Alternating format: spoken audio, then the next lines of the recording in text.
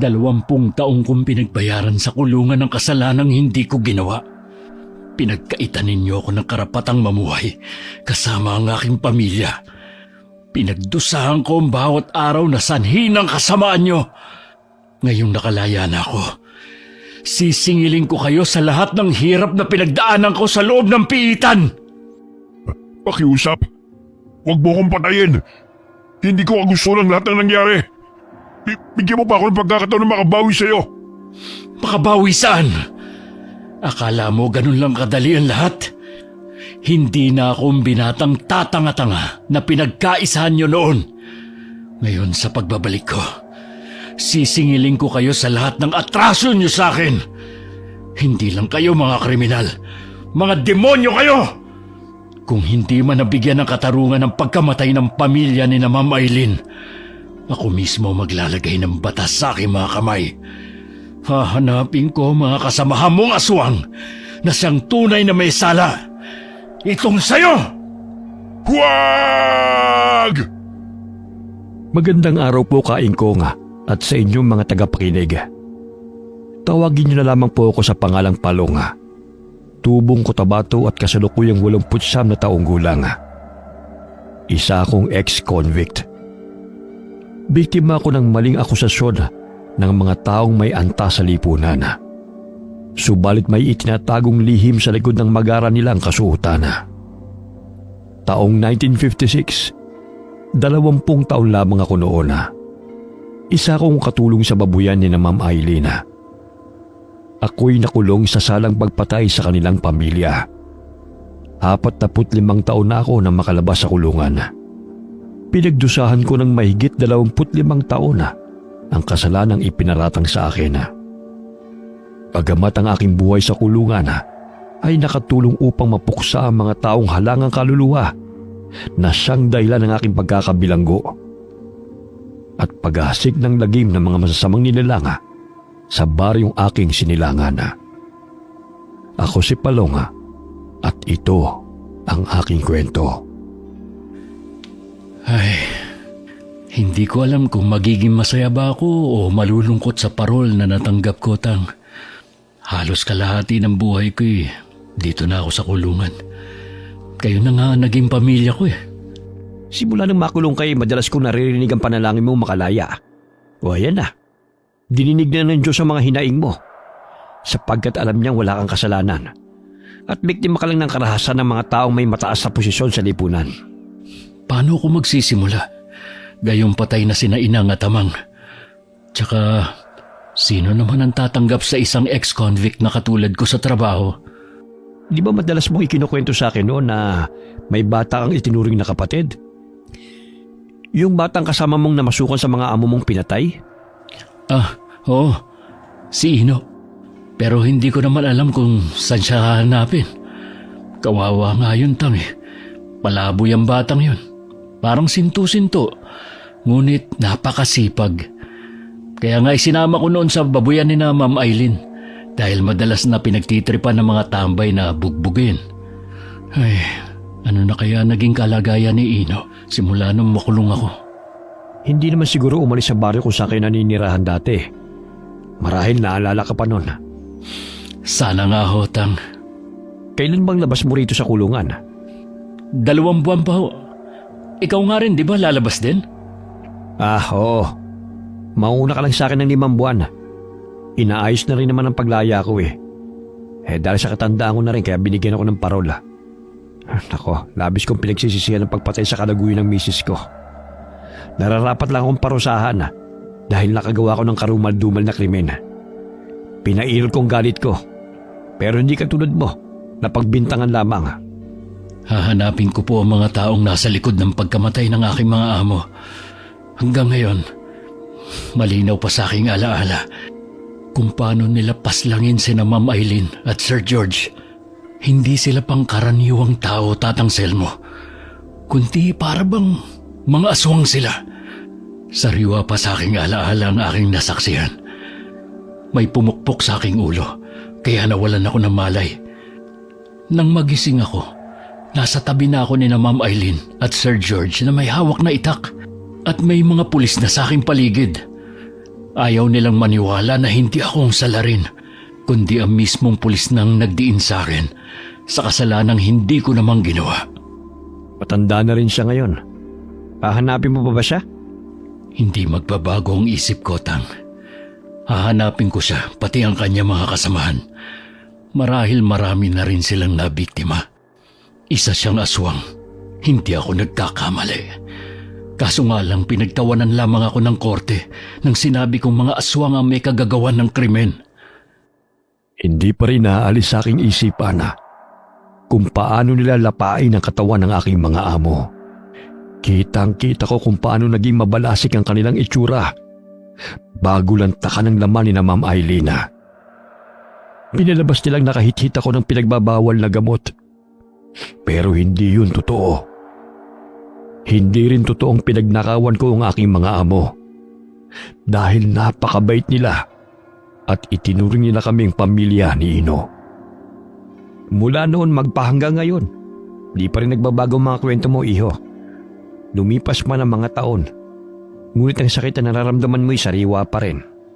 Hindi ko sukat akalain na sa kabila ng paggawa ko ng tama ay may mga taong nagluklok sa akin dito sa kulungan.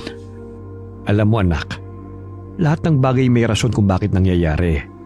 Isa na siguro yung naramdaman ko ang pagiging ama sa pamamagitan ng presensya mo. Minsan kasi hindi ako nadalaw ng mga anak ko.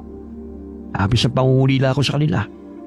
Ngunit nung dumating ka, kahit pa paano naibsan yun. Salamat din po sa inyo, Tatang Selmo, dahil nariyan kayo para sa akin. Kaya't hindi ako ginagalaw ng mga siga dahil sa takot nila sa inyo. Matanda na ako, Palong. Aminado naman akong nung kabataan ko'y basagulero ko eh. Ngunit nung makulong ako, unti-unti nagbago ang pananaw ko sa buhay. Tumanda na lang ako na hindi man lang ako nabibisita ng mga kamag-anak ko dahil wala na akong silbi sa kanila. Magkaganon man, hihintayin ko kayo sa baryo. Sigurado naman may natira pang lupa na maaaring tira natin na pagmamayari ni na Inang. Sige, Palong. Ngunit gusto ko rin makita ang aking mga anak. 40 taon na akong nakakulong. Marahil marami na akong apo. Nang ibabaw ang lungkot at pangamba na aking naramdaman kaysa sa tuwa. Sapagkat ng panahon na yun ay hindi ko alam kung ano magiging buhay ko pagkalabas ko ng kulungan. Bagamat matindi ang aking pagdanais na hanapin ang mga tunay na salarin sa pagkamatay ng aking mga amo at sanhin ang aking pagkakakulong. Paulit-ulit pa rin nanunumbalik sa aking isipan ang kanilang mga mababalasik na itsura. 1 linggo na lamang makakalabas na ako ng kulungan. Baka ibang tao na nakatira sa dati naming bahay dahil matagal nang namayapa sina Inang at Amang. Oh, Palong, ating gabi na hindi ka pa natutulog. Pasensya na po, Tang, kung nagising ka dahil sa panay balikwas ko. Nainitan lang kasi ako eh. Nainitan o malalim ang iniisip mo? Parehas lang naman tayo eh. Maraming bagay ang bumabagabag sa isipan ko. Kung tatanggapin ba ako ng mga anak ko o itatakwil. Kung ano magiging buhay paglabas ko rito sa kulungan. Siguro nga baka hindi na ako kilala ng mga anak ko eh. Ay nako, talagang nasa huli ang pagsisisi anak. Huwag niyo sabihin yan, Tang. Alam kong naging mabuting ama rin kayo sa kanila kahit papano. Kaya lang, sinubok lang talaga ng pangyayari ang pasensya niyo. Kaya nagawa mo ang bagay na hindi mo naman gustong mangyari. Ay nako, talagang nasa huli ang pagsisisi anak.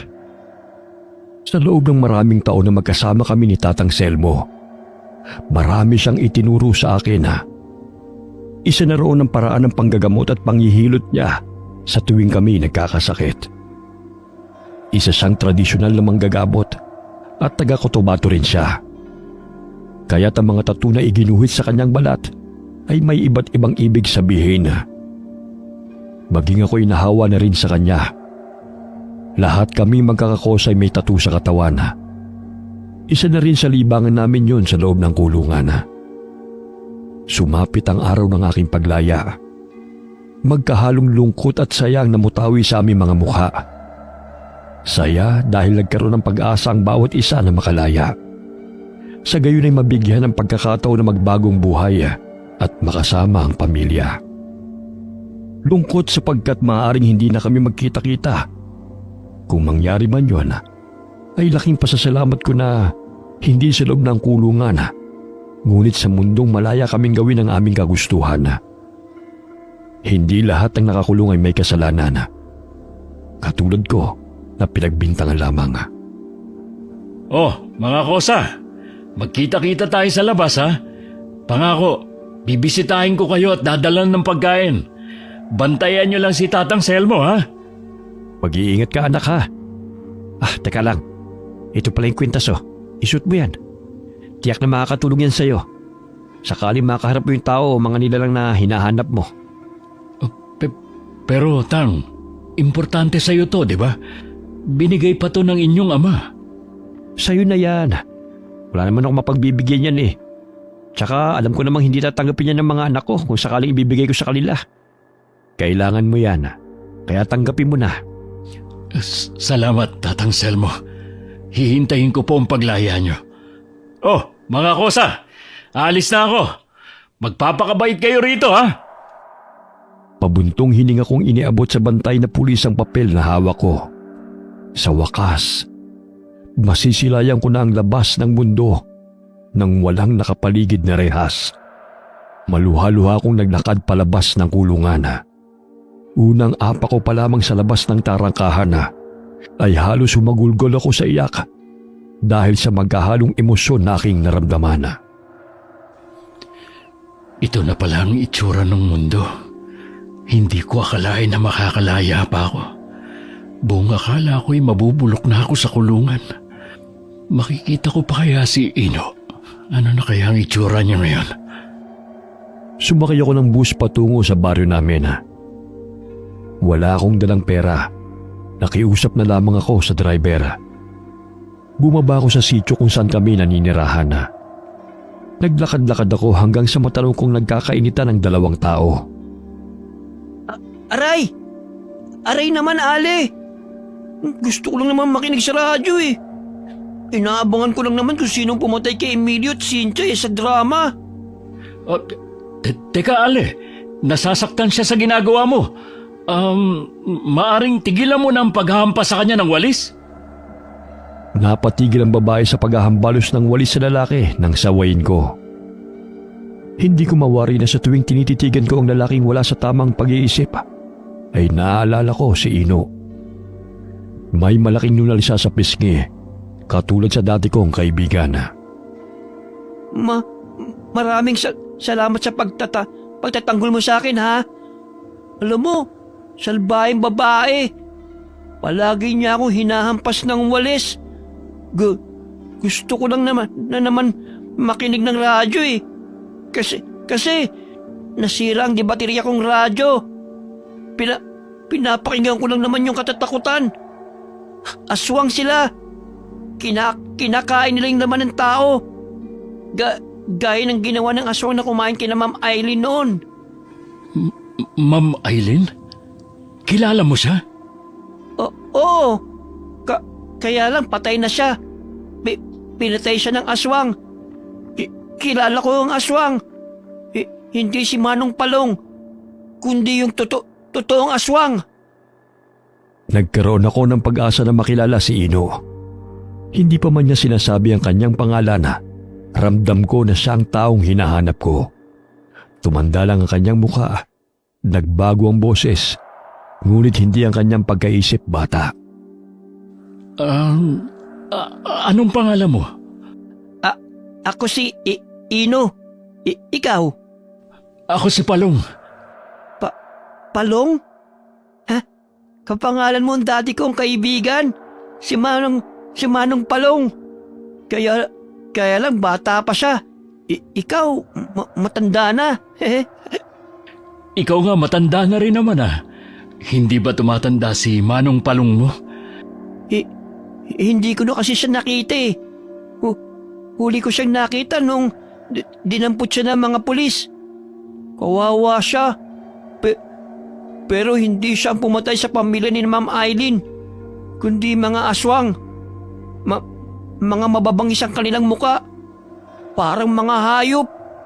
Nakita mo ang aswang? Oo. Kaya lang, natakot ako. baka kainin nila ako. Tapos sasaktan katulad kay Manong Palong. Nagtago ako sa drum. Kaya hindi nila ako nakita.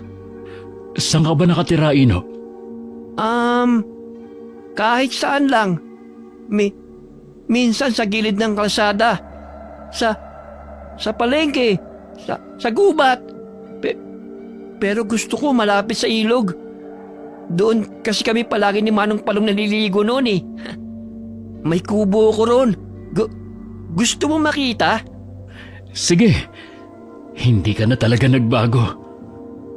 Doon kami sa ilog madalas napapagawi sa tuwing araw ng linggo.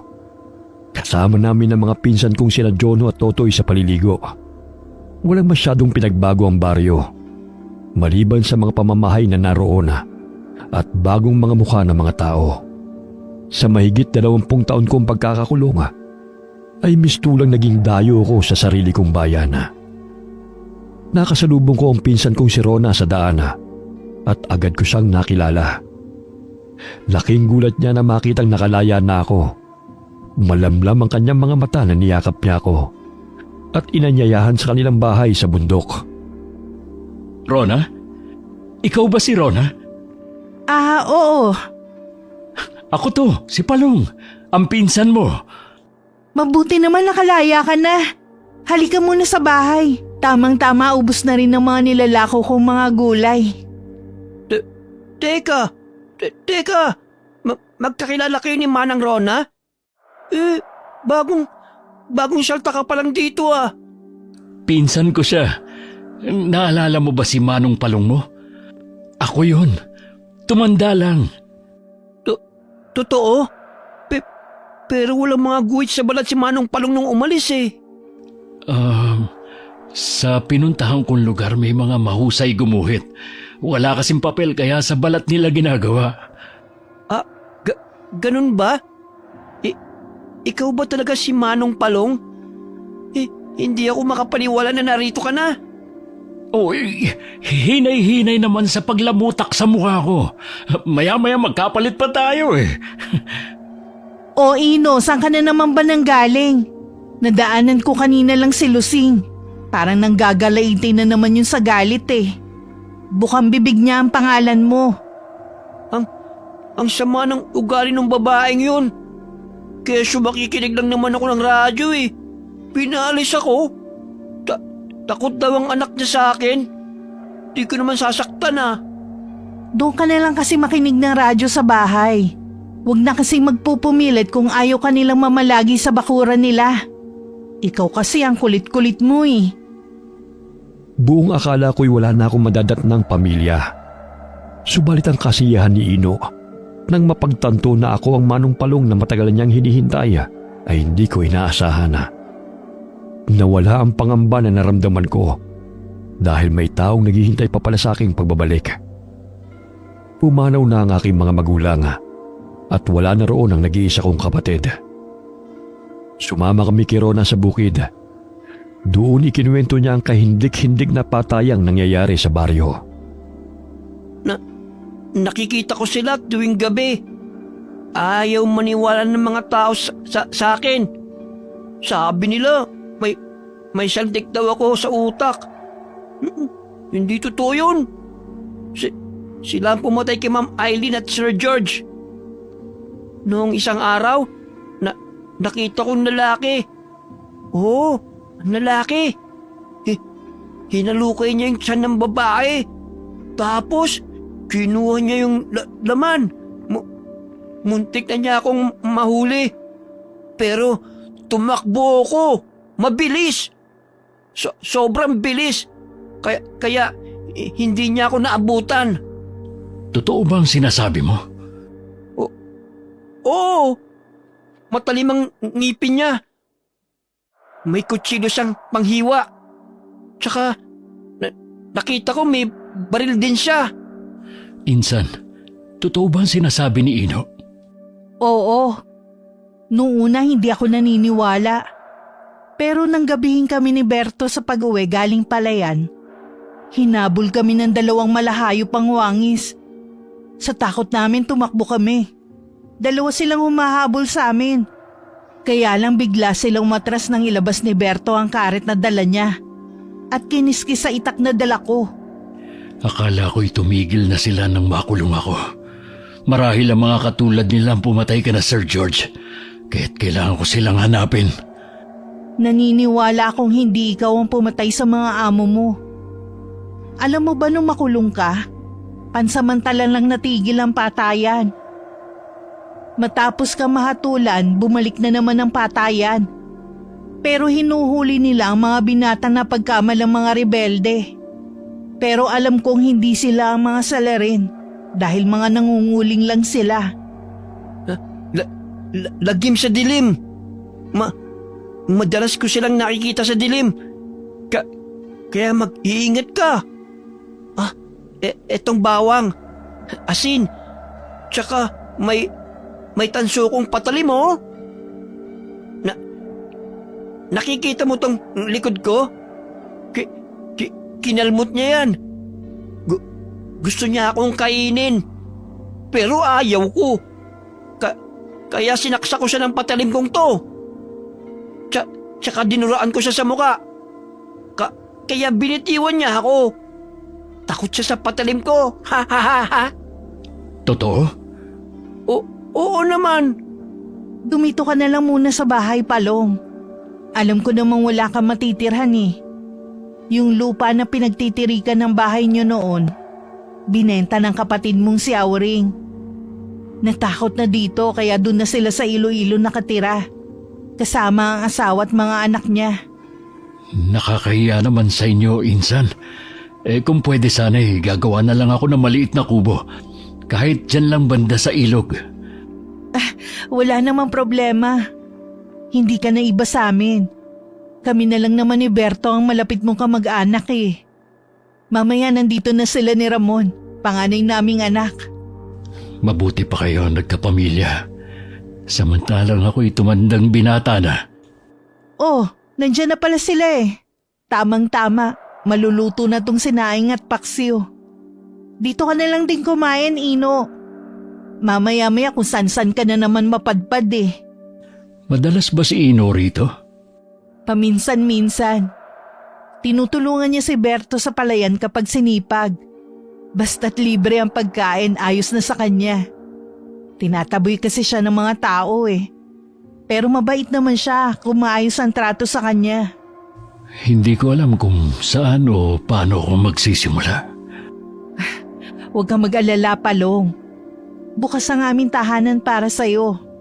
Tsaka, maaari ka namang magtrabaho sa palayan. Kasama ni na Ramon at Berto. Salamat, Insan. Mula noon kayo lang talaga naging mabuti sa amin. Hanggang ngayon ay hindi ka pa rin nagbabago.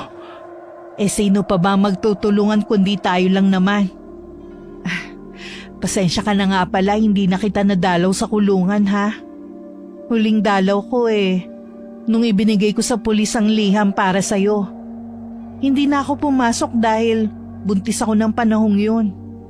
Ako nga ang dapat humingi ng paumanhin Naabala pa kita pero maraming salamat, Insan. Dahil sa'yo nalaman ko ang kalagayan ni na amang at inang. Hindi na kasi naagapan ng sakit nila. Kaya sunod-sunod silang namatay. Maluha-luha na sana ako habang nakikipagkwentuhan sa pinsan kong si Rona. Ngunit bahagya akong napatawa nang mapansin si Ino na seryosong nakatunga nga sa aming dalawa at palipat-lipat ang tingin habang nangungulangot. Psst! Uy! Baka mapanis yan! Ha? Ang alin? Yang kulangot mo! Hindi ka talaga nagbago, Ino. Parehong-pareho ka pa rin nung bata ka. Mahilig makinig sa usapan ng mga tao habang nangungulangot. Pasensya na, Manong. At saan ka pupunta? Maghuhugas ng kamay. Kakain na oh. Naghahain na kasi si Manang Rona. Ikaw talaga, Ino. Basta pagkain ng bilis-bilis mo. Ilang sandali iniluwan ng pintuan si Berto at ang panganay niyang anak na si Ramona. Hindi ko sukat akalain na maging siya ay masaya nang ako'y nakadaya na. Magkasintahan pa lang sila noon ni Rona nang ako'y makulong. O sige, mag-usap na muna kayo riyan. Gigisingin ko lang si Beth. Nakatulog yata ang batang yun eh. Unang hapunan ko kasama ang pamilya ng aking pinsana. Unang araw ng aking paglaya. Ngunit sumagi sa aking isipan ang mga kasamaan ko sa kulungan habang kami naghahapunan. Lalo na si Tatang Selmo. Maraming salamat sa pagtanggap niyo sa akin. Hindi ko makakalimutan ang araw na ito. Sige na, kumain ka lang ng kumain. Marami pang ulam sa kaserola. Huwag ka na mahiya, Palong. Ako, Manang. Gusto ko pang kumain. Hindi ako nahiya kasi gutom ako. O sige na, kumuha ka lang doon. May mga tao pa bang napapadaan dito sa ganitong oras? Minsan, pero kapag sumapit na ang dilim, wala nang lumalabas sa kani-kanilang mga bahay dahil sa takot. Ilang sandali bahagyang napatigil sa pagkain si Berto at tumayo mula sa kanyang inuupo ang silya. Sumilip siya ng bintana at kinuha ang kanyang itak sa dingding. Batid ko may panganib na nagbabadya sa paligid. Kasabay ng mga huni ng mga kuliglig sa katahimikan ng gabi ay ang mga kaluskos na nagbumula sa mga inaapakang mga dahon. Gabi ng lagim. Aswang sa dilim. Nariyan lamang sila sa paligid. Nakakatakot. Nakakasindak ang mabangis nilang mga itsura. Siguro may dumaan lang ng mga magsasaka ngayong gabi. Nagiging alerto kami rito pagsapit ng dilim sa takot na lusubin ng masasamang nilalang. Kahit saan man magpunta, tila walang katahimikan. Katulad na lamang sa kulungan kapag naroon ka, kung saan-saan na napapadpad ang isipan mo. Dito sa labas, hindi pa rin ligtas. Mas nakakatakot pa nga eh, dahil hindi mo alam kung sino ang kalaban. Manang Rona, sinimot ko ng tutong na kanin. Sayang eh. Ay nako, Ino. Sige na, ilagay mo na lang ang mga pinggan sa lababo. Bukas na lang natin hugasan yan. Manang Rona, parang may nakamasid dito sa bahay. Saan? Ayun oh, nasa malayo siya. Hindi ko makita ang muka, pero sigurado akong tao. Nasaan siya? Ayun, tumakbo na siya. Baka gustong humingi ng pagkain. Kaya lang naubos ko na ang kanin eh. Hayaan mo na siya. Kakatok yan kapag gustong humingi. Sige na, maglatag ka na ng banig dun sa sala. Dito na lang si Palong sa papag. Bukas tulungan mo si Manong mo sa paggawa ng kubo ha, Ino? Oo naman. Kukuha ko ng kawayan bukas. Marami. Hindi ako makatulog ng gabing yun. Maraming sumasagi sa isipan ko. Katulad na lamang kung paano ko mahanap ang mga salarin na siyang sanhi ng aking pagkakakulong. Iminulat ko ang aking mga mata nang may marinig ng mga yabag patungo sa bahay. Palapit ng palapit kasabay ng naririnig kong humahangos. Napasilip ako sa siwang ng dingding at naaninaw kong may tao sa labas ng bahay at matalim itong nakatingin. Sino na naman kaya yon? Malalim na ang gabi, kaya marahil ay gumagala ng sinasabi ni Ino na mga aswang sa dilim. Ang daming mga lamok naman to. Mahuli ko lang kayo. Titirasin ko yung mga bibig nyo. Napansin kong umalis ang taong papalapit na sana sa bahay nang marinig ang malakas na boses ni Ino. Ano kaya ang pakay ng taong yan? Tsaka sa ganitong oras pa siya pupunta? Parang hindi normal na tao yon.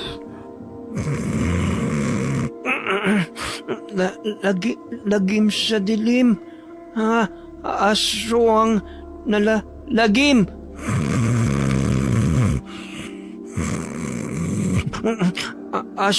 Aswang na lagim. Ang dilim. Ay Ay, grabe naman tong si Ino. Ang ingay matulog. Nagsasalita habang nakapikit. Hoy Ino, natutulog na ang mga tao. Ang ingay-ingay mo naman dyan. Pinilit ko na lamang na ipikit ang aking mga mata. Ngunit hindi pa rin naalis sa aking isipan ang taong nakita ko sa labas ng bahay ni Rona hanggang ako'y nakatulog.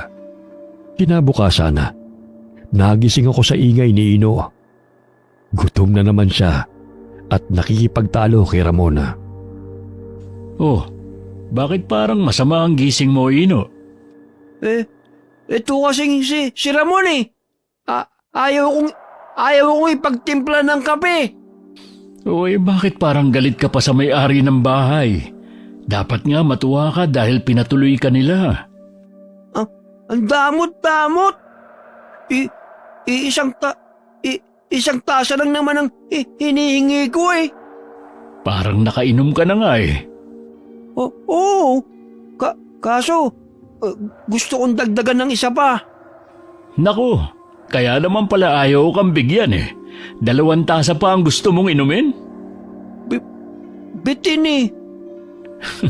Sus, dahan-dahan lang sa kape. Mamaya nervyosin ka na niyan. Sige na nga. Kukuha na lang ako ng kawayan na gagawing kubo. Mamaya na nga lang ulit ako magkakape. Basta Ramon ha. Bigyan mo ako mamaya ha. Isip bata pa rin si Ino, kahit na 33 na ang kanyang edad. Padabog niyang tinungo ang lugar kung saan siya kukuhan ng mga kawayan. Ilang sandali narinig kong sumigaw siya ng malakas na animoy na takot. Oh, ano kaya nangyari sa kanya? Tinubuan nga ng nerbyo sa katakawan sa kape. Puntahan mo nga siya, Palong. Baka kung napaano na yun. Wah! May patay! Pinatay! May dugo! Ano ba nakita mo't bakit takot na takot ka riyan? Ang kalabaw kinain ng aswang. Wala nang laman. Grabe, wasakan siya ng kalabaw ah. Hindi normal na hayop ang lumapa sa kalabaw na yan. Diyos ko, ang kalabaw ni Berto. Halos nasimot na ang laman. Aswang! Oo, aswang ang pumatay. Nakita ko. Aswang din ang pumatay sa babae sa bukid. Katulad niyan, kinain ng laman. Ay nako, 3 buwan pa lang ang kalabaw na to eh. Pangalawang anak ng kalabaw na ginagamit ni Berto sa pagsasaka. Ito malaking problema namin dito sa baryo, Palong. Malaking perwisyo sa kabuhayan ng mga tao mga pumapatay sa mga hayop. Naaapektuhan na ang mga kabuhayan namin. Pero wala naman kami maituro kung sino o ano may gawa nito. Dahil ayon sa kapulisan, maaaring mga mababangis na hayop daw. Malalaman din natin kung hayop nga ba ang gumawa nito o talagang totoong aswang. Ililibing ko na lang to bago pa umalingasaw ang amoy. Sige, kayo na ang bahala riyan.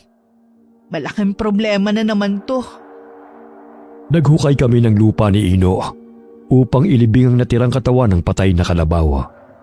Saglit akong napatigil sa paghuhukay ng lupa nang mapansin kong may taong nagmamasid sa amin. Ang pulis!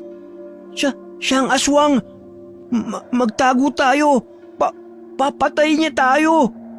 Ayokong kainin niya! Magtago tayo, bilis! Kumalma ka nga. Walang aswang. Tirik na tirik ang araw oh. Nakita ko siya! Ang aswang na pumatay sa babae!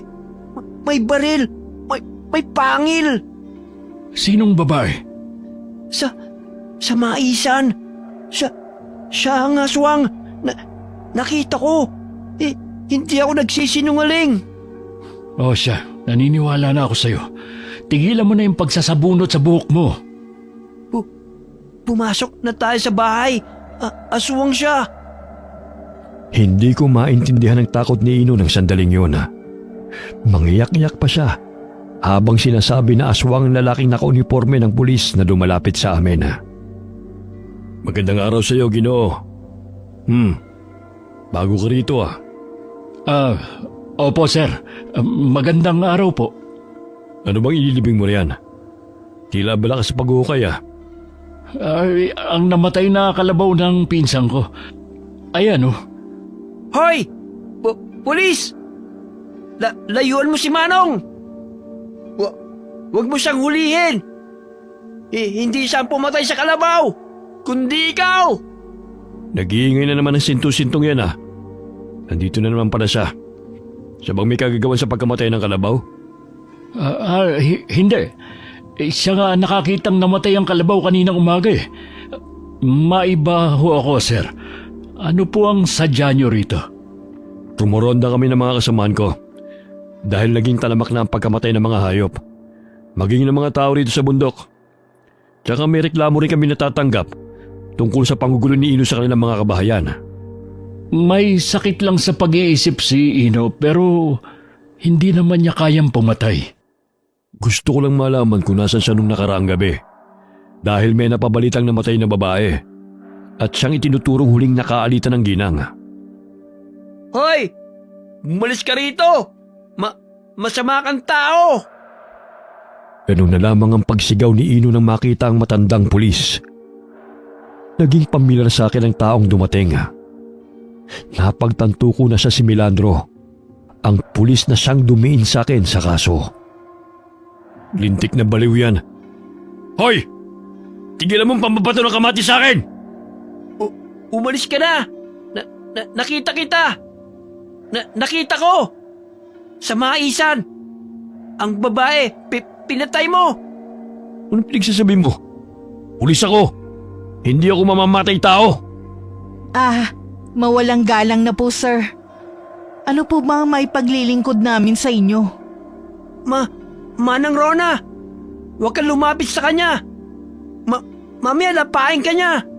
May pagal siya! Aswang! Siya ang aswang! Wala talagang matinong kumakawala sa bibig mo, kundi ang ituro na ako ang aswang. Gusto ko lang malaman, Manang, kung nasa ng sintu-sintu na yan nung nakaraang gabi. Dahil may inireklamo sa amin na may natagpo ang namatay na babae at siya ang itinuturo na huling nakaalitan. 3 araw nang nakikituloy rito si Ino. Tsaka, tumutulong yan kay Berto sa palayan. Kaya malabo po na si Ino may gawa ng pagpatay sa babae kung siya ang pinaghihinalaan mo. Tsaka takot niyang pagalitan eh. Isang sigaw lang sa kanya, umiiyak na yan. Naninigurado lang po kami dahil hindi malabong kaya rin niyang pumatay, lalo na't wala siya sa tamang pag-iisip. Naku sir, hindi po magandang basta-basta na lamang po kayong mamimintang ng walang matibay na ebidensya. Magsiyasat po muna kayo na maigi. Baka nagkukunwari lang ang tunay na may sala at ipapaako lamang sa mga inosente. Huwag kayong mag-alala. Hahanap ako ng matibay na ebidensya na siya makakapagturo sa tunay na pumapatay dito sa baryo. Bantayin niyo yung sintu-sintu niyo kasama.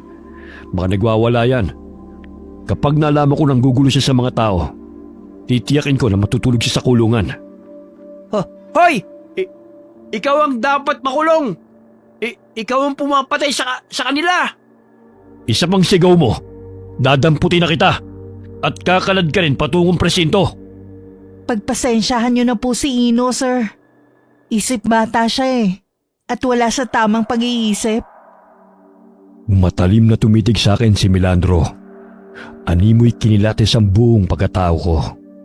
Maya-maya'y umalis siya kasama ang 2 pulis. Siya na pala si Milandro. Kahit matanda na'y matikas pa rin ang kanyang katawan. Hindi ba siya ang dumiin sa'yo sa kaso? Ang angas-angas niya dito sa baryo. Tinatatakutan nga siya ng mga tao eh. Manong Palong, may alam ako. Ano yun, Ino?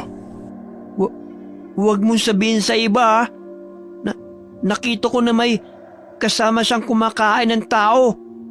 Doon sa tuktok ng bundok. Doon nila dinadala pagkain nila. Ang babae sa maisan, nakita ko kiniladkad nila sa bundok. Bata, ang lalaki. Nako, Insan. Huwag mong paniwalaan ang lahat ng sinasabi ni Ino sa'yo. Minsan dahil sa nalilipasan ng gutom, kung ano-ano na ang kinikwento niya, na hindi naman kapanipaniwala. Tara na, Ino. Kumuha na lang tayo ng mga kawayan para makapag-umpisa na tayo sa paggawa ng kubo. Nailibing ko na ang patay na kalabaw. Tsaka hindi na tayo maaaring bumalik sa kubo na tinutuluyan mo dahil sira na yun. May parte sa isipan kong maaaring nagsisinungaling si Ino.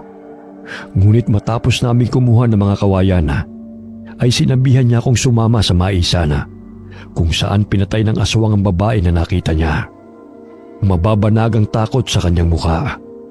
May mga natuyong dugo rin sa mga dahon. Napagtanto kong hindi siya nagsisinungaling. Manong, hindi sila pulis. Ang totoong pulis patay na. Nakita ko. Pinatay sila ni Melandro at ng kasama niya. Anong ibig mong sabihin? Sa bundok, nakatira. Mga aswang sila. Sinuot nila yung damit ng mga pulis. Totoo ba yung sinasabi mo? Oo. Nakita ko sila. Pinatay nila ang totoong pulis. Sumagi sa isipan ko na maaaring tama ang sinasabi ni Ino. Sapagkat naging sunod-sunuran ang dalawa sa lahat ng ipinag-uutos ni Melandro. Ang mga taga-baryo walang sapat na kaalaman tungkol sa mga taong nagtatrabaho sa gobyerno. Kaya't kung may napapagawi man roon, katulad ng pulis o sundalo, ay laking takot nila dahil sa pag-aakalang sila'y may nilalabag na batas at huhulihin sila.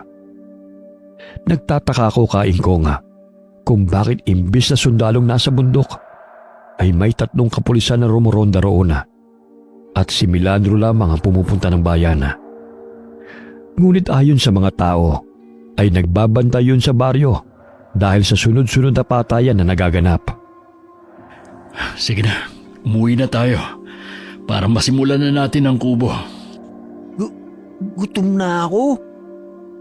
Tiyak na nakapagluto na ng pananghalian si Manang Rona. Nagpaampon ka na talaga kay Rona, ha? Siya lang yung nagbibigay sa akin ng pagkain. Hindi niya ako pinapalo. Sige, tara na para makapagsimula na tayo sa gagawin nating kubo. Kain muna tayo. Humihilab ng tiyan ko eh. Oo na, kakain na tayo. Pero dapat tumulong din tayo sa kanila sa palayan para hindi naman nakakahiya sa kanila. Tumutulong ako kay Mang Berto sa pag-aabon at pag-aani. Masipag ako, Manong. O yun naman pala eh. Mabuti naman kung ganon. Napatigil kami sa paglalakad ni Ino nang makasalubong ang 2 pulis na kanyang tinutukoy na kasamahan ni Melandro. Hindi sila katulad ng mga pulis na nakakasalamuhan namin sa loob ng bilibid. Ramdam ko ang kakaiba sa kanilang mga itsura dahil hindi sila makatingin ng diretsyo nang binati ko sila. Maangas ang kanilang aura, ngunit hindi man lamang makatingin sa akin ng diretsyo. Bahagya rin silang umiwas nang mapansin ang suot kong medalyon na ibinigay ni Tatang Selmo. Nakita mo ba yun, Manong? Parang palagi silang galit. Tapos ang panghin ng kanilang amoy. Baka kilikili mo lang ang nasisingot mo. Ay, oo. Ang baho nga. Nakalimutan ko. 2 araw na pala akong hindi nakakaligo sa ilog. Kaya nga maligo ka muna bago kumain, ha? Mamaya mawalan pa ng ganang kumain ng katabi mo. Sige, manghihiram na lang ako ng sabong panglaba kay Manang Rona. Napalingon ako sa 2 taong nakasalubong namin. Napansin kong matalim nila akong tinatanaw habang lumalakad palayo. Natapos namin ni Ino ang kubo bago sumapit ang dilim. Gawa lamang naman ito sa nipa at kawayan. Ilang araw ang lumipas. Naging palaisipan sa akin ang mga sinabi ni Ino tungkol sa aswang at sa mga pulis. Kaya tuwing gabi lihim akong lumalabas ng kubo para hanapin ang sinasabi nilang naghahasik ng lagim sa baryo. Manong, saan ka pupunta? Shh! Huwag ka maingay. Magpapahangin lang ako sa labas ng bahay. May aswang sa paligid. Papatayin ka nila. Kaya nga huwag kang maingay para hindi nila ako mapatay. Gusto mo bang sumama sa akin? Ituro mo sa akin kung saan mo sila madalas nakikita. Sige po. Basta huwag kang lumika ng anumang ingay. Lahat ng sasabihin ko'y susundin mo. Nagkakaintindihan ba tayo, Ino? Oo, Manong. O siya, kunin mo yung karet sa ilalim ng higaan natin. Dadaling ko ang kutsilyo ko. Tanso ito. Napulot ko sa daan matagal na. Isasaksak ko ulit sa aswang. Ikaw ang bahala. Basta sundin mo ang mga sasabihin ko. Huwag matigas ang ulo, ha? Inuntahan namin ang lugar kung saan madalas nakikita ni Ino ang sinasabi niyang aswang. Malalim na ang gabi at tanging ang maliwanag na buwan ang nagsisilbing ilaw sa madilim na paligid. Layo-layo ang mga kabahayan, kaya malayang nakakapaghasik ng lagim ang mga masasamang nilalang sa kabundukan. Diyan sa kubo na yan, nakatira ang mga aswang. Kita ko, pati ang pulis na matanda, aswang siya. Sige, bantayan na lang natin kung may lalabas ngang aswang na sinasabi mo. Ayun, may paparating. Nandyan sila. Alam kong tulog na mga yabag nila. Magtago na lamang muna tayo rito sa mga talahib. Ilang sandali na aninaw naming may kinakaladkad ang 2 taong pinaghihinalaan ni Ino ng mga aswang. Laking gulat ko na pinagtatatadtad nila ang katawan ng taong dala nila. Kaya't nagkatinginan kami ni Ino. Maya-maya'y may umiyak na bata na naroon sa loob ng sako. May bata sa loob ng sako. Kailangan natin siya iligtas. Pero Manong, pakapatay nila tayo. Dumito ka na lang. Hindi na ako takot mamatay. Dahil simula nung makulong ako, tinanggalan na ako ng karapatang mabuhay ng payapa. Dahan-dahan kong tinungo ang kinaroroonan ng 2 taong abala sa pagtadtad ng kanilang biktima. Dumiretso ko sa sako kung saan naririnig kong may batang umiiyak.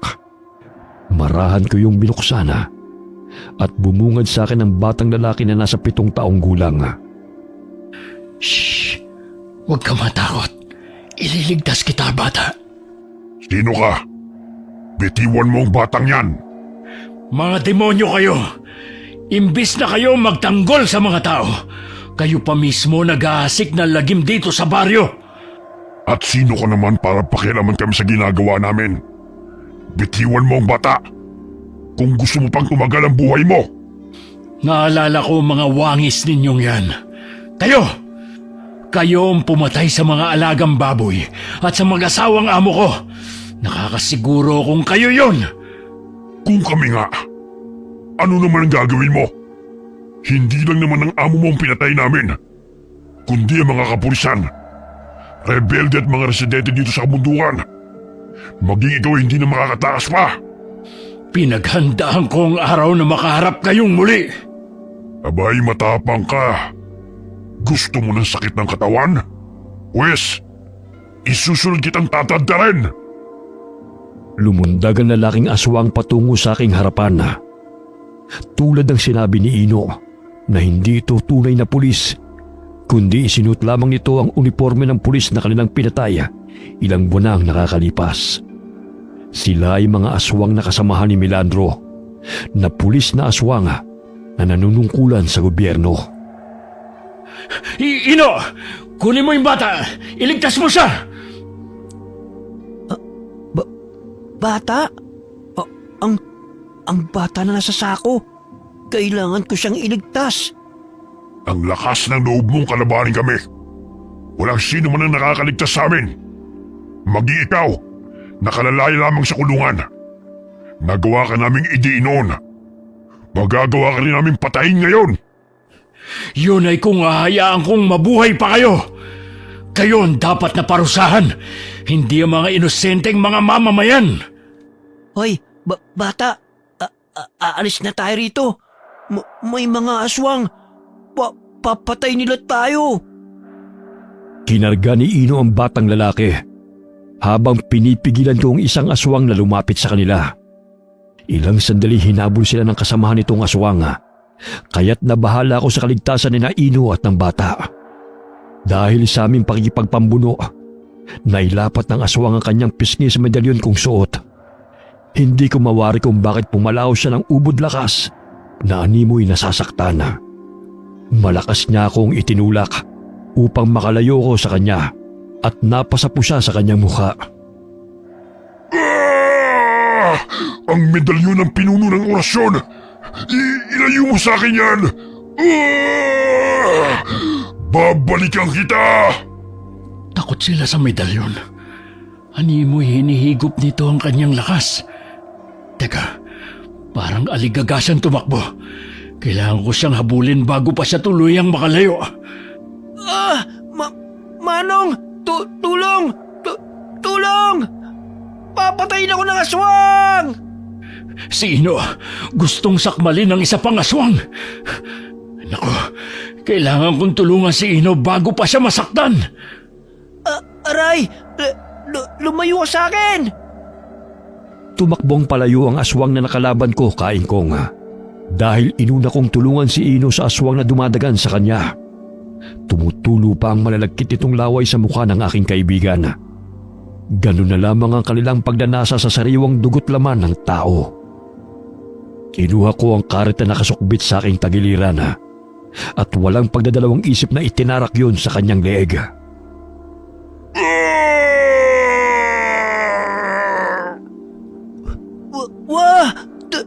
Dugo! Dugo! Mamamatay na ako! Tulong! Tulong! Hindi mo yan dugo, kundi sa aswang yan. Buhay pa ako? Paulit-ulit kong inundayan siya ng saksak gamit ang karet at sinipa ko siya nang makitang puno na ng sugat ang kanyang katawan. Ganun na lamang ang panggigigil ni Ino nang siya'y makabangon at sinuntok-suntok ang mukha ng aswang na muntik nang pumatay sa kanya. Gusto mo pa talaga akong patayin, ha? Yan! Yan ang dapat sa'yo! Eto pa! Ang sama-sama mo! Ino, tama na yan. Natatakot na ang bata sa'yo. Hindi! Kailangan kong patayin ang aswang na to! Masama sila! Kinakain nila ang mga tao! Itali na lang natin sa puno para hindi na makatakas pa. Hindi na yan sisikatan pa ng araw at mamamatay na rin siya dahil sa lalim ng natamo niya mga sugat. Aswang siya! Hindi siya totoong pulis! Pinatay nila ang totoong pulis! Nakita ko, Manong! Pinatay nila ang pulis! Oo na, naniniwala na ako sa'yo. Kumalma ka na at buhatin mo na ang bata dahil nanginginig na siya sa takot. Ako na ang bahala sa aswang na ito. Nakatakas ang isa. Alam kong magsusumbong yon sa kanyang mga kasamahan. Tignan mo ang itsura niya, oh. Nanlilisik ang kanyang mga mata at lumalabas ang kanyang mga pangil. Hindi siya tao. Aswang sila. Ayaw maniwala ng mga taga-baryo sa akin. Sabi nila, baliw ako. At hindi pulis ang pumapatay. Yan, oh. Tignan mo ang kanilang itsura. Hindi ka lang nila naiintindihan. Alam kong hindi tunay na pulis ang pumapatay, kundi ang nagkukunwaring pulis na mga katulad nila, nakasamahan ng tunay na pulis na si Milandro. Naguguluhan lang ang mga taga-baryo sa paliwanag mo, Ino. Oo, yun. Aray, ang sakit ng braso ko. Bumao ng mga kuko niya kanina eh. Lintik na aswang na yan. Tama na yan. Lupaypay na yan, kahit pa ulit-ulit mo pantadyakan. Hindi pa nakontento si Ino. Kumuha siya ng mga baging at ipinulupot yon sa leeg ng lalaking aswang. Halos lumuwa ang mga mata nito habang nakalawit pa ang dila. Karamihan sa mga tao sa panahon ngayon ay hindi naniniwala sa mga aswang.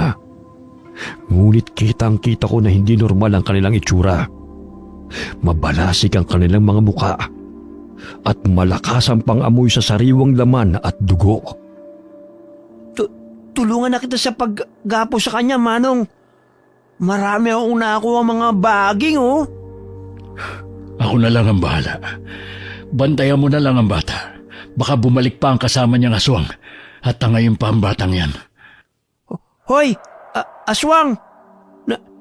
Nasaan na ang iba mong mga kasama? Alam ko, marami kayo.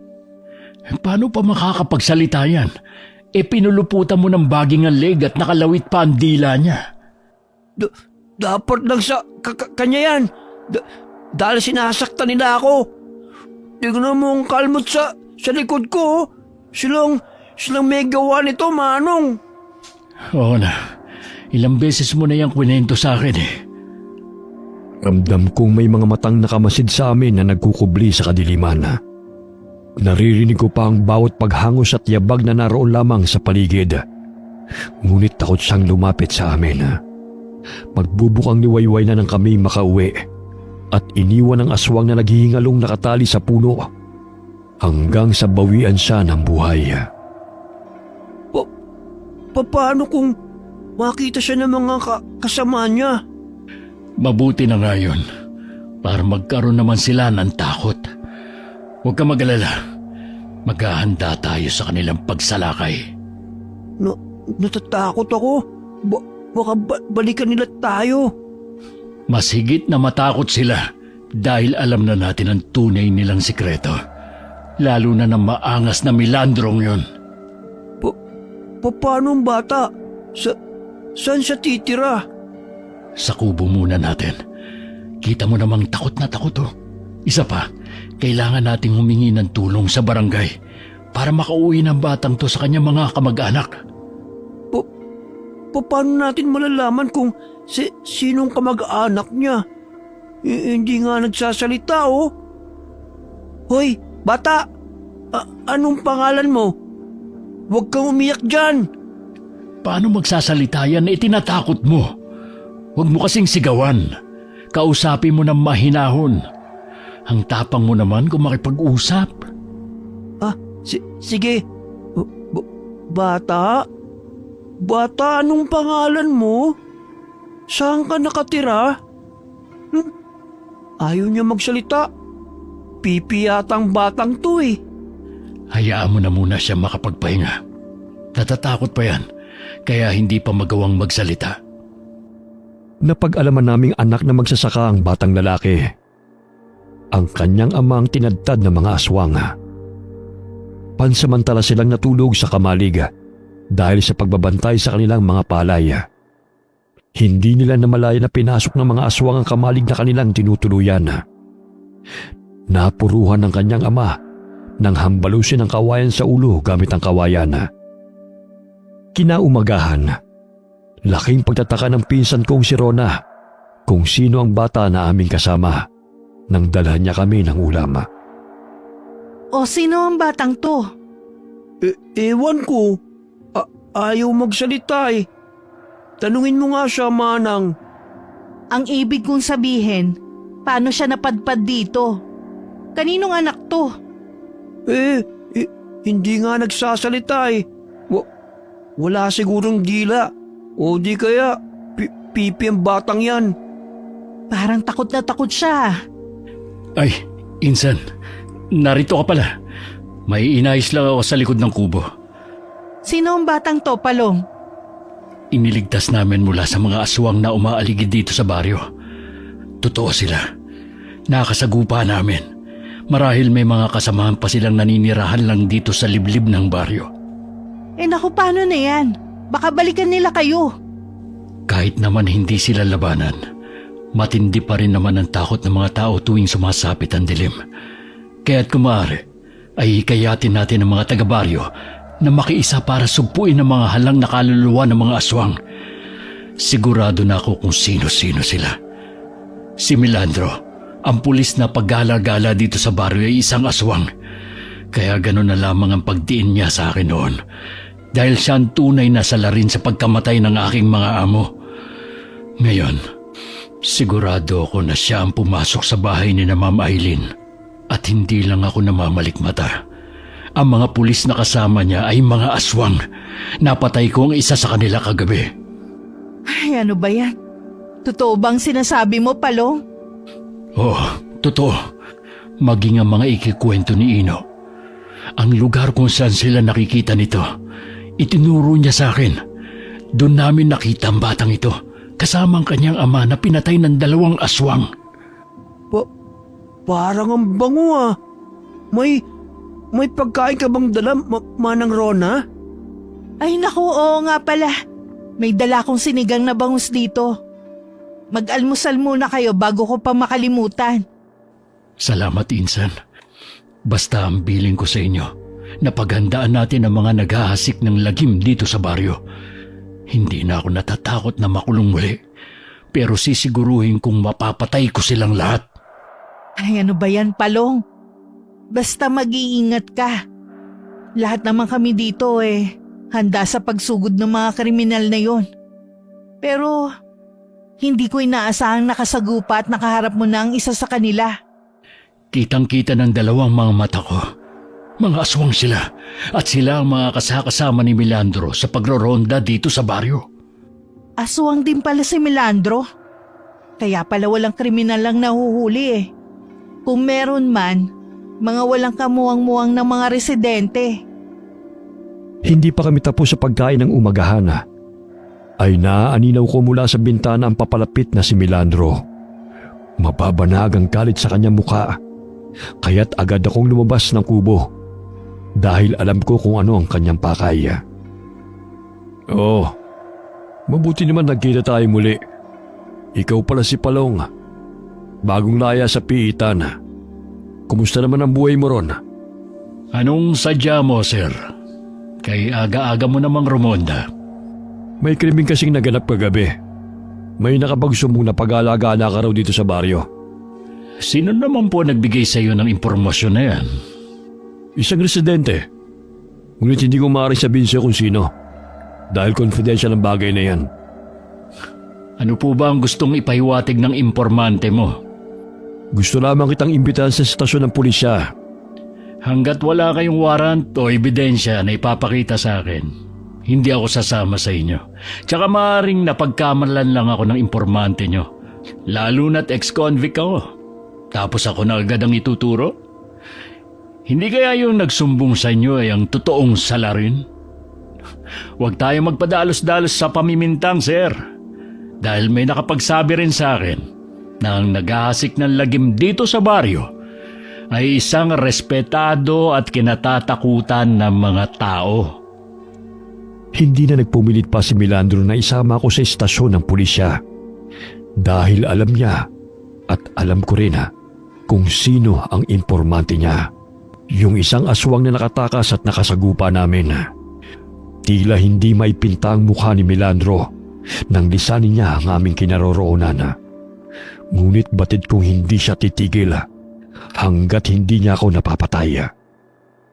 Sapagkat unti-unti ko na natutuklasan ang kanyang lihim.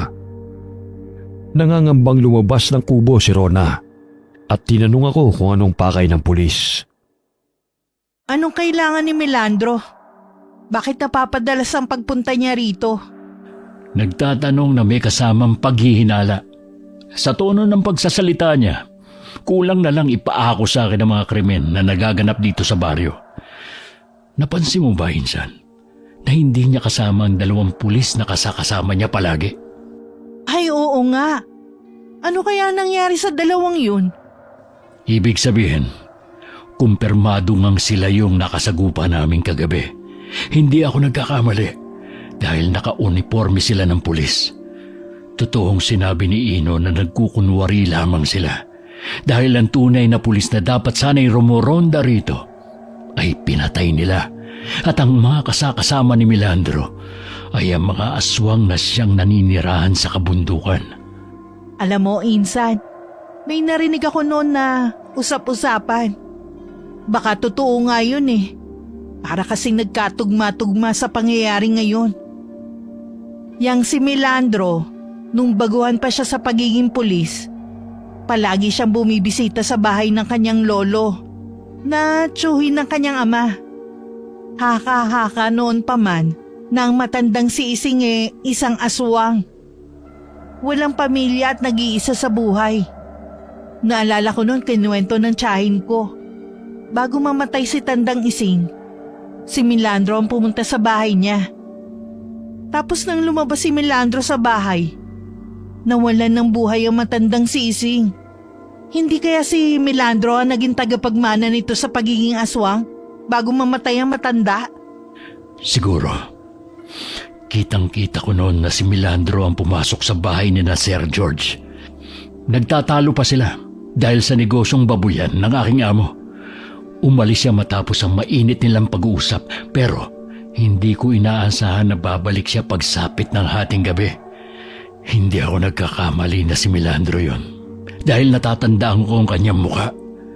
Bagamat laking takot ko nung patayin niya mag-asawa at nag-iisang anak ng mga ito. Nilantakan nila ang mga laman ng mga ito. Kasama niya ang 2 mabangis na mga aswang. Laking takot ko na makita kong pangyayaring yon. Kaya nanatili ako sa silid namin ni Ino. Ngunit may matigas na bagay na tumama sa ulo ko. Pagkagising ko kinabukasan, nakita kong naroon si Milandro kasama ang ibang mga pulis at mga tao na tinuturo ako bilang salarin na siya mismo may kagagawan. Pinagkibit-balikat lang namin noon ang usap-usapan na yun. Dahil akala ko naman hindi totoo. Pero ngayon natagni-tagni ko ang pangyayari. Ay, siya pa nga ang dapat na tagapagtanggol dito sa baryo. Pero siya pa pala ang nagpapahamak sa mga tao. Paano natin mapapaniwala ang mga taga-baryo na aswang si Milandro? Hindi naman natin sila basta-basta mapapaniwala. Lalo na't ex-convict ako at hindi nila ako paniniwalaan. Ngunit gagawa ako ng paraan upang matigil na ang kahibangan ng Milandrong yan. Napahinto kami sa pag-uusap ni Rona nang marinig kong pumalahaw si Ino. Kaya't dali-dali kami pumasok sa kubo. O Ino, bakit ka na naman sumisigaw dyan? Eto kasing bata, inubos ang ulam. Napakatao niyang kumain. Ay naku, akala ko kung ano na eh. Salbahe kang bata. Bakit ba inubos ang ulam? Hindi ka nga nagsasalita. Pero napakatakaw mo sa pagkain. Hayaan mo na siya. Nakakain ka na naman eh. Bisita natin siya. Kaya't huwag mo na siyang awayin. Kung hindi ka lang namin bisita, inupakan na kitang bata ka. Inubos mo yung ulam? Painis? Ikaw talaga, Ino. Parang 5 taong gulang ang pag-iisip mo. Ay sige na, iligpit mo na ang pinagkainan natin. Maya-maya ihatid na natin ang batang yan sa kanila. Alam mo ba kung taga saan ang batang yan, Palong? Hindi nga eh. Limitado lang ang kanyang salita nang tanungin ko. Tsaka takot na takot pa at ayaw lumabas ng bahay. Hindi naman tayo makakahingi ng tulong kay Kapitan eh. Balita ko lumuwas ng bayan dahil nagkasakit raw ang anak niya kaya bumisita ron. Ganun ba? Pagpapahingahin ko na lang muna yung batang yan. Bukas na lamang namin ni Ino hahanapin kung saan siya nakatira. Siguro naman makapagsasalita na rin siya na maayos. Malalim na ang gabi. Nagising ako dahil sa ingay ng mga residente sa labas ng kubo na tinutuluyan namin. Agad akong bumangon upang harapin ang mga taong nagsisigawan. Sumunod din si Ino na nooy naghihikab pa. Magandang gabi ho sa inyo. Malalim na ang gabi. Ngunit napasugod pa ho kayo rito.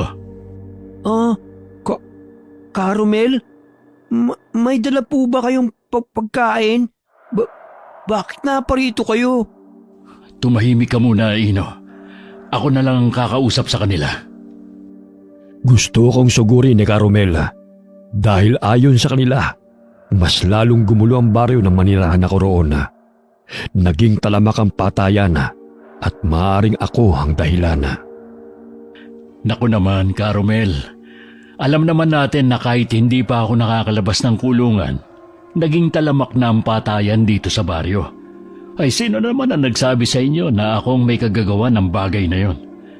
Sana buksan niyo mga mata niyo, lalo na sa mga taong nakakausap at nakakasalamuha niyo, dahil ang inaakala ninyong tagapagtanggol ay siya pa pala ang tunay na nagpapahamak dito sa baryo.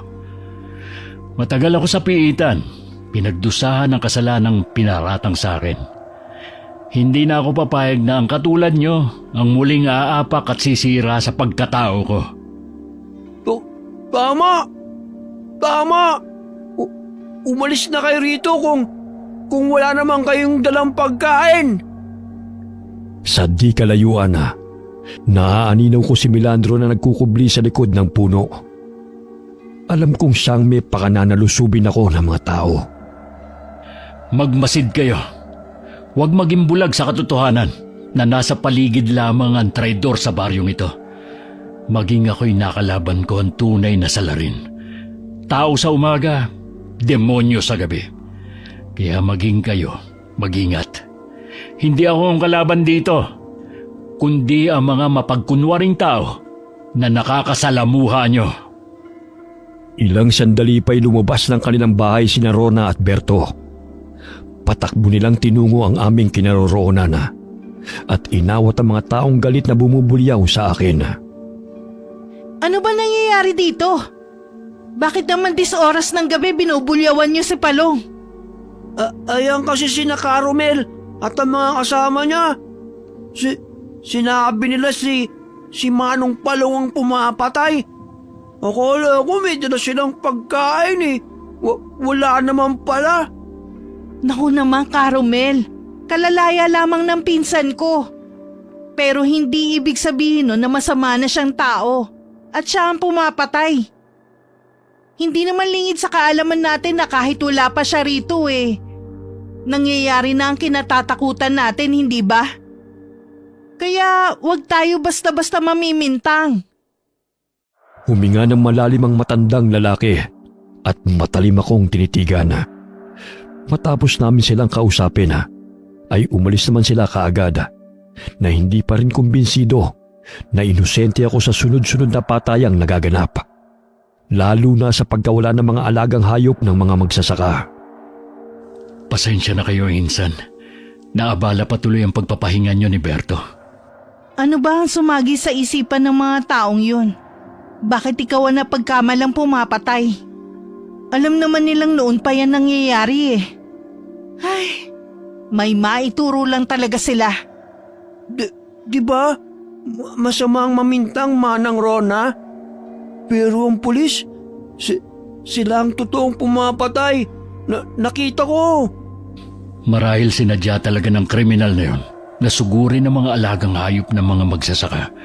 Sa gayon akong pagbintangan. Napakatuso talaga niya. Maiba ko. Nasaan na ba yung batang nailigtas nyo? Nakauwi na siya sa kanila.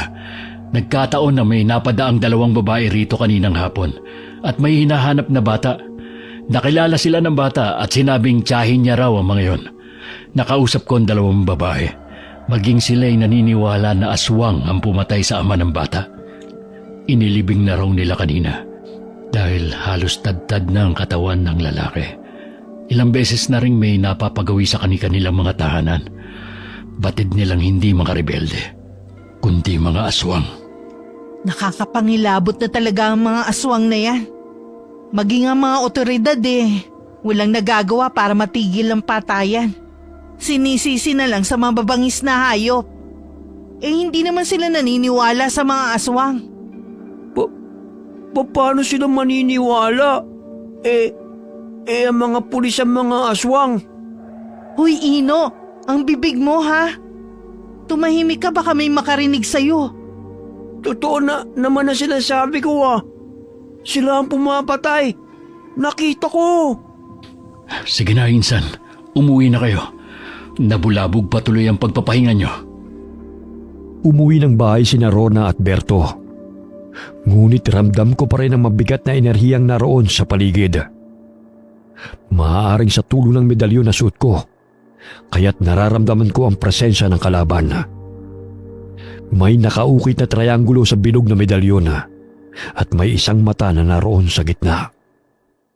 Pumasok na tayo, Ino. Alam ko may mga matang nakamasid sa atin na nagkukubli lamang sa paligid. Mata? Nasaan ang mata? Tutusukin ko yun. Ang tapang-tapang mo pag nandito ako. Pero sigaw ka naman ng sigaw kahit nauubusan ka lang ng ulam. Sa di kalayuan ay may nakita akong tumatakbong tao. Kaya naisipan kong sundan siya kung saan siya patungo. Manong, saan ka pupunta? May pupuntahan lang ako. Dumito ka na lang. Mamaya hindi ko pa maabutan ang hahabulin ko. Bakit? Mabilis naman akong tumakbo Sasama ako. Sa di kalayuan, may naririnig kaming ungol ng matandang lalaki. Palayo ng palayo. Kaya't marahan kaming nagkubli ni Ino sa mga damuhan. Bit-bit ang aming mga patalim. Malakas ang pakiramdam ko na may mga kalaban sa paligid. Hindi lang siya nag-iisa kundi marami sila. Kalaban? Mga aswang ba sila? Siguro. Ito ang nararamdaman ko noon nung makasagupa natin ang mga aswang sa bundok. May papatayin. Papatayin nila tayo. Ayun, nakikita mo ba yun? Parang si Milandro yun Dumito ka na lang muna. Ako na lang ang susunod sa kanya. Sige. Nagkubli ako sa likod ng puno. Kitang-kita ko kung paano nanlisik ang mga mata ni Milandro habang kinukwelyuhan ng matandang lalaki. Ganun na lamang ang pagmamakaawa nito upang siya'y pakawalan. Ngayon, sa pagkamatay mo, sisisihin na lang walang hiyang palong na yun. Sadyang napakapakialamero. Bukas na bukas, sisiguraduhin ko na kukuyugin siya ng mga taga-baro sa pagkamatay mo. Si Caromel yun Ungas talaga ang Milandrong yan. Walang patawad sa pagkitil ng buhay. Tumayo ako mula sa aking pinagkukublian at buong lakas kong inihagis ang hawak kong itak patungo sa kinaroroonan ng aswang na si Milandro. Naging mabalasik na ang kanyang itsura at muntik na niyang masakmal si Caromel. Sino nagmamayari ng patalim na ito? Natamaan ko siya sa braso. Mabuti na lang at hindi natamaan si Caromel. Ikaw? Wala ka talagang kadala-dala. Gusto mo talagang isunod kita sa matandang to? Pareho kayong pakialamero. Bitawan mo si Caromel. Papatayin mo rin ba siya? Katulad sa mga nabiktima mo dahil nalaman niya ang lihim mo. Alam mo, Milandro, laking kahangalan kung bakit mo pa ako binuhay. Sinuwerte ka lang kahit papano. Kung wala sanang paparating ng mga tao, sana naging lamang ka na rin ng mga sikmura namin. Hindi ako makapaniwala sa narinig ko kahit papano'y nakaligtas ako dahil sa mga taong dumating. Lingid sa aking kaalaman yun ay dahil kay Ino na nakalabas ng bahay at nakahingi ng tulong sa mga pinakamalapit na kabahayan. Nagkaroon ng pagkakataong makatakbo si Caromel palayo sa aswang na si Milandro. Ilang sandali dumapit ang mga kasamang aswang ni Milandro. Ganun na lamang ang takot sa mukha ng matandang lalaki nang makumpirma na hindi lamang mababangis na hayop ang pumapatay sa baryo, kundi totoong mga aswang. Samantala, Aray! Aray! Ang dami mga langgam mo! Gusto pa akong papakin! Hala, si Caromel yun Hoy! Saan ka pupunta? Ngayon, titiyakin ko mauubos ko ng dugo mo. Dahil matagal ka nang namumuro sa akin. Sintu-sintu ka! Ikaw aswang ka! Pinatay mo yung babae sa maisan! Ito ang asin! matakot ka sa asin. Aray! Aray! Tama na yan! Ang hapdi ng mata ko! Yan, kasi malaki yung mga mata mo. Lagyan mo ng asin para lumiit. Hoy! Baliw! Tama na yan! Ang hapdi! Sinong baliw, ha? Ikaw ang baliw. Dahil kumakain ka ng hindi masarap. Hindi naman pagkain ng mga tao, ah. Ikaw ang baliw. Bobo ka ba? Hindi mo alam ang pagkain? Hoy! Kanin! Isda! At gulay! Yun ang pagkain! Naaninaw kong tila naglalaro lamang si Ino habang sinasabuyan ng asin ang mukha ng aswang. Ganun na lamang ang palahaw nito dahil napupuwi ng matamaan ang kanyang mga mata. Pagapang na lumayo si Carmel kay Milandro, ngunit hinila nito ang paa ng matanda. Kaya sinugod ko siya bitbit ang dala kong karet. Kinuha niya ang kanyang baril at itinutok yun sa akin. Mabuti na lamang mabilis akong nakailag nang iputok niya ang baril. Kahit papano sinuswerte ka pa rin. Ngunit sa pagkakataong ito, sisiguruhin kong susunduin ka na ni kamatayan. Ako ang batas sa baryong ito. At kayong mga tao ay mga alipin ko. Ginagamit mo ang kahinaan ng mga tao. Ginagawa mo silang mangmang at pinapaniwala sa baluktot mong batas. Tinatakot para sundin ka nila. Hoy, para malaman mo, hindi lahat ng tao mapapasunod mo. Pagkakamali mo lang ay binuhay mo pa ako. Kahit papano, malakas pa ang kapit ko kay kamatayan. Ipuputok pa sanang muli ni Milandro ang baril. Ngunit malakas na hinampas ni Carmel ang kanyang kamay gamit ang nadampot itong sanga.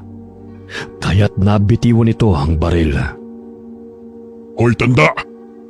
Hindi ba't kinamumuhian mong lalaking yan? Siya at ang sintu-sintu niyang kasama ang pumapatay sa mga alaga niyong hayop. Ngayon mo pa talaga sasabihin sa kanya yan? Gayon nakita na niyan tunay mong pagkatao? Hindi maglalaon, malalaman din ng mga taga-baryo kung gaano kasama ang taong tinitingala nila. Matagal na panahon mo silang niloloko. Bakit ayaw mong sabihin sa kanilang katotohanan na ikaw ang pumatay kina Ma'am Eileen at Sir George? Dahil sa inggit mo sa pag-asenso ng mag-asawa, kaya pati kaibigan mo pinatay mo. Isa kang traidor! Wala kang alam kaya tumahimik ka. Nababagay lamang yun kay George. Dahil pati ang babaeng pinakamamahal ko, siya ang pinili. Kaya hindi ako nanghihinayang sa mga buhay nila. Kung hindi lang naman mapapasakin si Eileen, mas gugustuhin ko pang mamatay sila. Hindi ko alam na ganun pala kalalim ang galit ni Milandro sa aking mga amo at nadamay lamang ako sa galit niya. Napansin kong tumakbo si Ino patungo sa aking kinaroroonan. Wala na ang aswang na kanyang nakalaban at tanging malakas na sigaw ang bumasag sa katahimikan ng gabi. Manong, nabulag na ang aswang. Hihirap na siyang makita na madadaanan niya. Kaya yun, nahulog siya sa bangin. Ino, hanapin mo ang baril na tumilapon. Hindi pwedeng makuha yun ni Milandro. Baka may masaktan pa kapag nakita niya yung muli. Sige, nasaan na ba?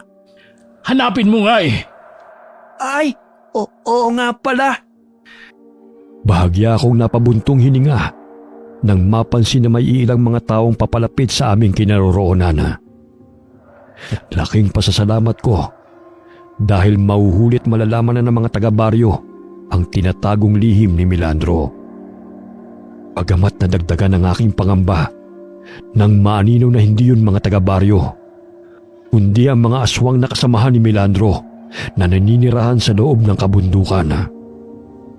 Paano ba yan mga kasama? May pagsasalu-saluhan na naman kayo. Huwag na kayo magpatumpik-tumpik pa. Patayin niyo na sila bago pa ipagkalat ng mga yan ang tungkol sa atin. Mga aswang, marami sila? Bumuo ka na talaga ng grupo mo rito sa kabundukan, Milandro.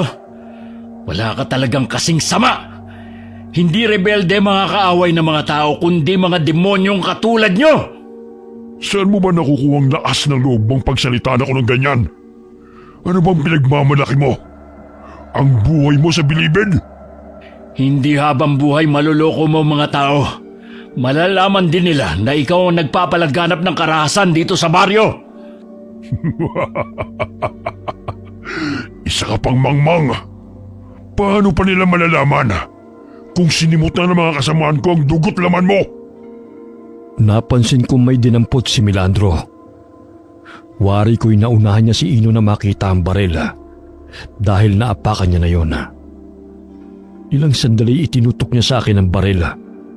Bago pa man ako nakailag ay nakalabit niya na ang gatilyo. Tinamaan ako sa dibdib kaya't tumilapon ako sa lakas ng impact. Hindi ka na paglalamayan bukas dahil walang ititira mga kasamaan ko sa bahagi ng katawan mo. Ay, ang sakit ng likod ko. Pero bakit wala akong tama ng bala? Huwag kang mag-alala, Sintu-Sinto, dahil isusunod kita. Umiiyak si Ino na nilapitan ako. Ngunit bumangon ako at napasa po sa aking dibdib. Sa tulong ng medalyon na aking suot ay doon lamang bumao ng bala at hindi ako tinamaan. Manong, gumising ka. Huwag kang mamatay. Ayoko mamatay ka. Shh! Hindi pa ako patay. Buhay ako, Ino. Ha? Paano nangyari yun? Basta huwag kang maingay. Sinenyasan ni Milandro ang kanyang mga kasamahan na lapitan kami upang patayin. Maging si Caromel ay natakot sa mga ito. Ngunit mahigpit kong hinawakan ang karet. Nang akmang lalapain na nila ako, ay bigla akong bumangon at isa-isa ko silang sinugod. Ino, labanan natin sila! Oo, Manong. Anong meron sa'yo? Bakit hindi ka namamatay? Sunod-sunod na pinaputok ng aswang na si Milandro ang baril dahil sa galit sa akin. Ngunit hinihila ko ang kanyang mga kasamahan na lumalapit sa akin. At sila itong ginagawa kong panangga sa mga balang pinapakawalan ng aswang na pulis. Hanggang sa maubos na nito ang bala. Hindi ko mawari ang kakaibang lakas na nananalaytay sa aking katawan, Kaingkong. Marahil dahil yon sa medalyon na aking suot na pagmamay-ari ng isang maalam na manggagamot na babaylan. Hoy, Milandro! Wala ka ng kawala pa! Isa kang hangal! Manong, may mga tao. Tutulungan nila tayo para mahuli ang mga aswang. Tatakas pa sana si Milandro, ngunit buong lakas kong inihagis ang karit na aking hawak patungo sa kanya. Bigla siyang bumulagta sa lupa nang bumaon sa kanyang batok ang matulis na dulo ng patalim.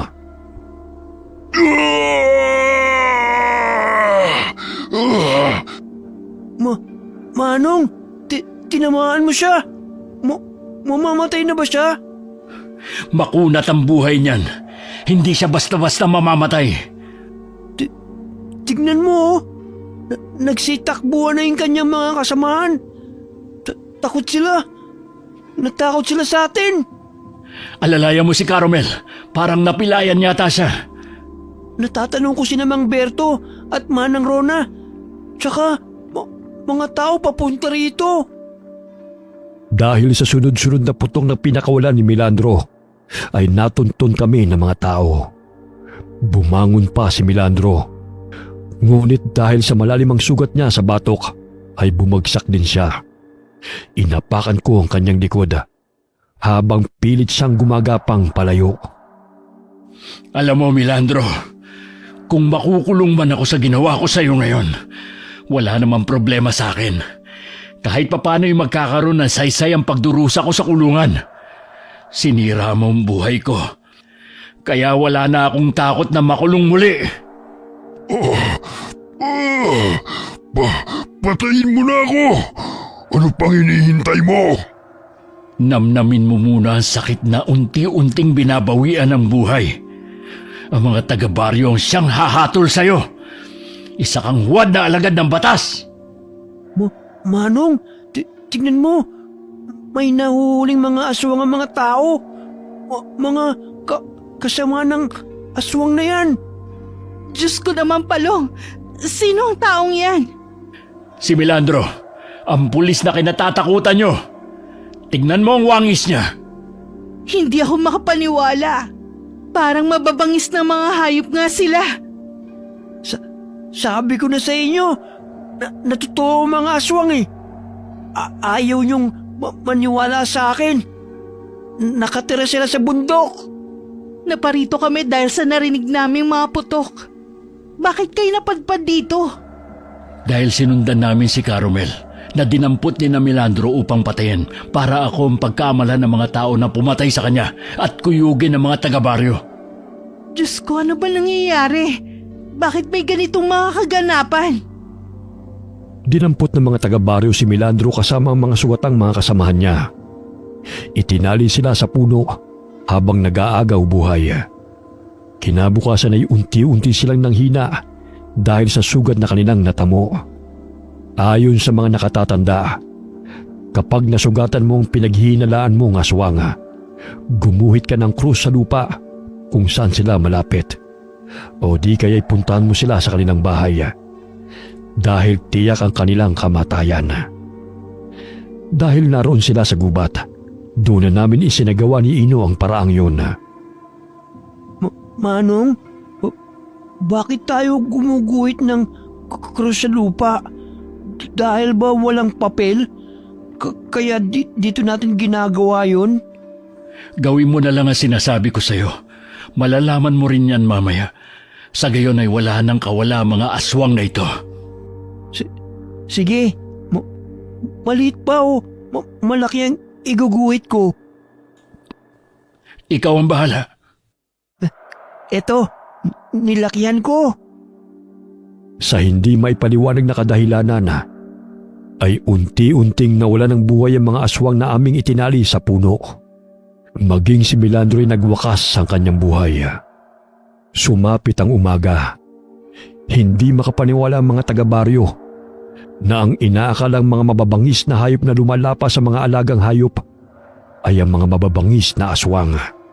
Kabilang na roon si Milandro at ang mga kasama niyang pulis na madalas na rumoronda sa paligid.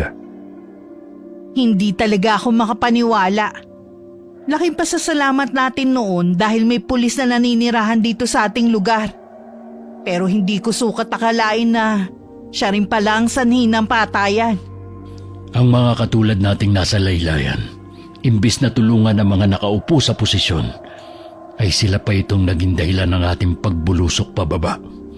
Ginagamit nila ang ating kahirapan, kakulangan sa edukasyon, upang tayo ay malamangan. Hindi lahat ng nasa piitan ay may nagawang krimen. Karamihan sa amin doon ay nakakulong pero walang kasalanan. Patay na sila, Manong. Anong gagawin sa mga aswang na yan? Nagtulungan kaming ilibing ang mga aswang na naninirahan sa kabundukan. Napag-alaman kong matagal na palang wala sa serbisyo si Milandro. Ngunit nagkukunwari pa rin siyang aktibong pulis sa baryo. Dahil sa lahat sa edukasyon ng mga naninirahan sa baryo, ay napaniwala pa rin niya ang mga ito at tinatakot na ipapakulong. Ngunit sa aking pagbabalik, ay natuklasan ko ang baliko niyang batas. Hindi na bababalik ang mga aswang na kasama nila?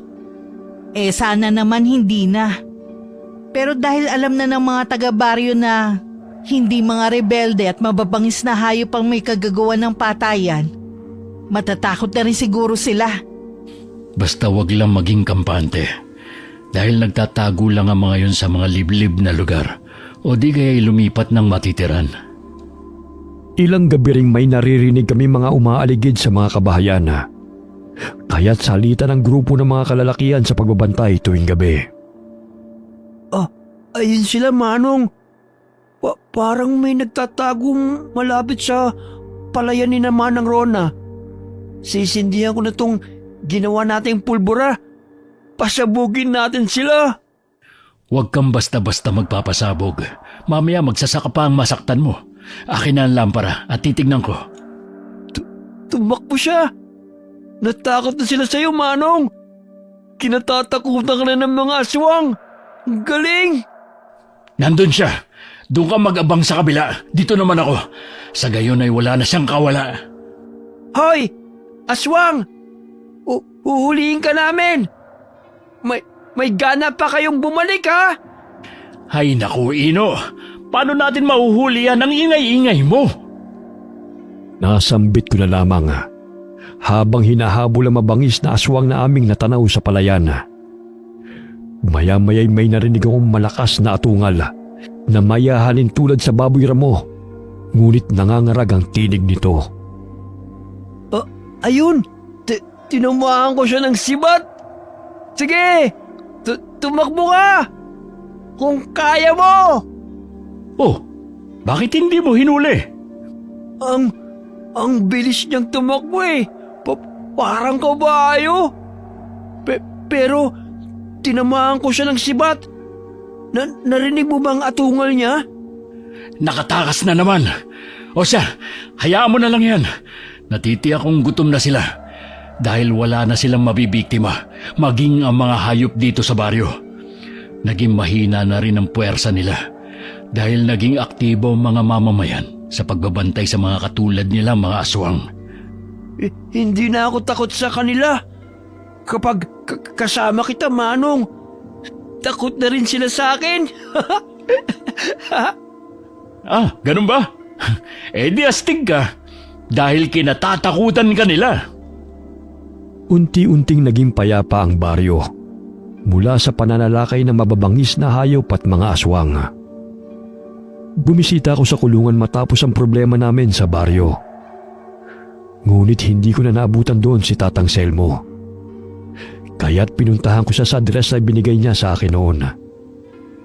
Masaya kong malaman na kahit papano ay tinanggap siya ng kanyang mga anak.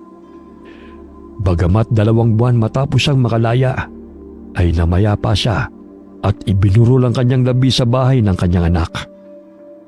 Marahil ay hinintay lamang niya ang araw ng kanyang paglaya at makapiling ang kanyang mga anak bago pumanaw.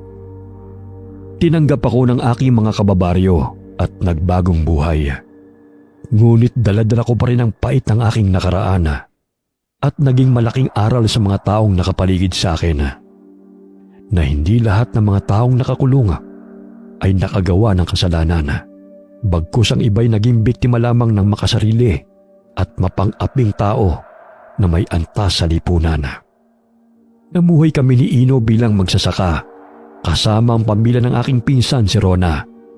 Ngunit binansagan ako ng aking mga kababaryo na ex-convict na kinatatakutan ng mga aswang. Wakas. 20 taong kong pinagbayaran sa kulungan ng